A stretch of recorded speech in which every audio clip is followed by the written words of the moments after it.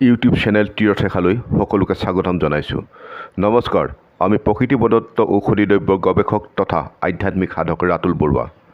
বন্ধুসকল, বৰ্তমান সমাজত হত্যাকাৰী, ধৰ্ষণকাৰী, অপহৰণকাৰী, ঠগ প্ৰবঞ্চকে ধৰি বৃদ্ধ পিতৃ মাতৃক নিৰ্যাতনকাৰী পুত্ৰ বোৱাৰীৰ সংখ্যা দিনক দিনে অভাৱনীয়ভাৱে বৃদ্ধি হ'বলৈ ধৰিছে।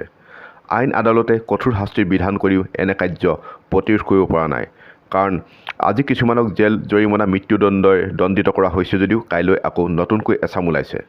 সেয়েহে চৰকাৰে যিমানেই কঠোৰ আইন প্ৰণয়ন কৰি শাস্তিৰ ব্যৱস্থা কৰিলেও কোনো কামত নাহিব যেতিয়ালৈকে দানৱৰ জন্ম নিৰোধ কৰি মানৱীয় গুণেৰে পৰিপুষ্ট মানৱৰ জন্ম দিবলৈ মানুহ সজাগ সচেষ্ট হৈ নুঠিব। কাৰণ আখৰিক প্ৰবৃত্তিৰ পুত্ৰ কন্যা সৃষ্টিৰ বাবে দায়ী পিতৃ মাতৃ। সন্তান লাভৰ আশাত থকা দম্পতী কিংবা আজিৰ ডেকা গাভৰু কাইলৈ পিতৃ মাতৃ হ'বলৈ অগ্ৰসৰ। কিন্তু সৎ আৰু চৰিত্ৰৱান হৈ সুসন্তান জন্ম দিয়াৰ বাবে তৎপৰ হ'লেহে নিজে সুখ শান্তি লাভ কৰাৰ লগতে সমাজ আৰু দেশৰো কল্যাণ সাধন কৰা হ'ব। প্ৰথম কথা হ'ল, সুসন্তান জন্ম দিবলৈ হ'লে সন্তান প্ৰত্যাশী নৰনাৰী খাদ্য সংযমী হ'ব লাগিব।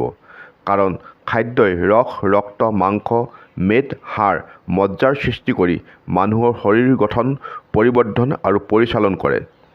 সুস্থ বা অসুস্থ মনৰ আধাৰো স্বাস্থ্য।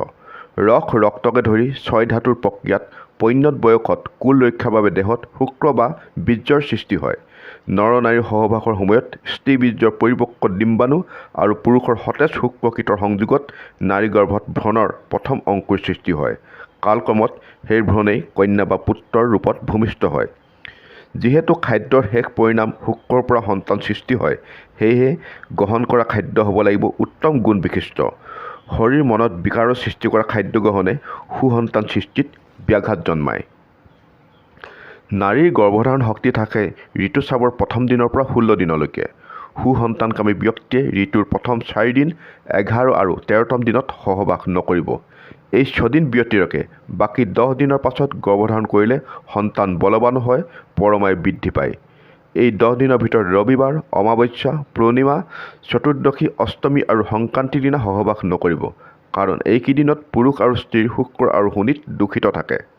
ৰাতিৰ প্ৰথম প্ৰহৰত গৰ্ভধাৰণ হ'লে সেই গৰ্ভস্থ সন্তান অল্পায়ু আৰু ৰুগ্ন হয়। দ্বিতীয় আৰু তৃতীয় প্ৰহৰ গৰ্ভধাৰণৰ উপযুক্ত নহয়। চতুৰ্থ প্ৰহৰত গৰ্ভধাৰণ হ'লে সুসন্তান লাভ হয়। ঋতুৰ চতুৰ্থ, ষষ্ঠ, অষ্টম আৰু দ্বাদশ ৰাতি সহবাস কৰিলে পুত্ৰ সন্তান জন্ম হয়। ঋতুৰ পঞ্চম, সপ্তম, নৱম আৰু একাদশ ৰাতি সহবাস কৰিলে কন্যা সন্তান জন্ম হয়। জোৰ ৰাতি স্ত্ৰীৰ তুলনাত পুৰুষৰ বীৰ্যৰ মাত্ৰা বেছি থাকে বাবে জোৰ ৰাতি সহবাস কৰিলে পুত্ৰ সন্তান জন্ম হয়। এনেদৰে বেজোৰ ৰাতি স্ত্ৰী বীৰ্যৰ পৰিমাণ বেছি হয় বাবে বেজোৰ ৰাতি সহবাস কৰিলে কন্যা সন্তান জন্ম হয়।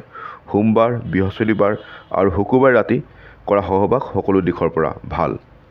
ৰাতিপুৱা, সন্ধিয়া আৰু দ্বিপ্ৰহৰত সহবাস হানিকাৰক। গৰ্ভধাৰণ কৰাৰ পাছত গৰ্ভৱতীগৰাকীয়ে সকলো ক্ষেত্ৰত অতি সাৱধানতা অৱলম্বন কৰা অতি প্ৰয়োজন। এই সময়ছোৱাত গৰ্ভস্থ সন্তানৰ ওপৰত মাকৰ কৰ্মধাৰা, চিন্তা চেতনাৰ পৰ্যাপ্ত প্ৰভাৱ পৰে। সেয়েহে গৰ্ভৱতীগৰাকীয়ে মনত উদ্বেগ, উত্তেজনা, ক্ৰোধ আদি উদ্ভৱ হোৱা কোনো কাৰ্য কৰিব নালাগে। মনত ভয়ৰ সঞ্চাৰ হোৱা কোনো দৃশ্য চাব নালাগে আৰু তেনে কথা শুনিব নালাগে। সৎ গ্ৰন্থ অধ্যয়ন, সৎ আলাপ আলোচনাৰ মাজেৰে আনন্দ মনেৰে থাকিব লাগে। গৰ্ভাৱস্থাত ধাৰ্মিক আলাপ আৰু সৎ চিন্তা কৰি খং, ৰাগ, হিংসা, মিঠাচাৰ পৰিহাৰ কৰিব লাগে। শৰীৰ মনত বিকাৰ সৃষ্টি কৰা খাদ্য বৰ্জন কৰি সুষম পুষ্টিকৰ খাদ্য গ্ৰহণ কৰিব লাগে। এতিয়া জানো আহক কিভাৱে জানিব গৰ্ভ হ'ল নে নাই। নাৰী গৰ্ভৱতী হ'লে এলাহ এলাহ ভাৱ হ'ব। স্তনৰ মুখ দেখিবলৈ ক'লা হ'ব। মুখৰ পৰা থু ওলাব। মুখখন দেখিবলৈ শুকান হ'ব। গোটেই দেহটো গধুৰ গধুৰ লাগিব। বমি বমি ভাৱ হ'ব।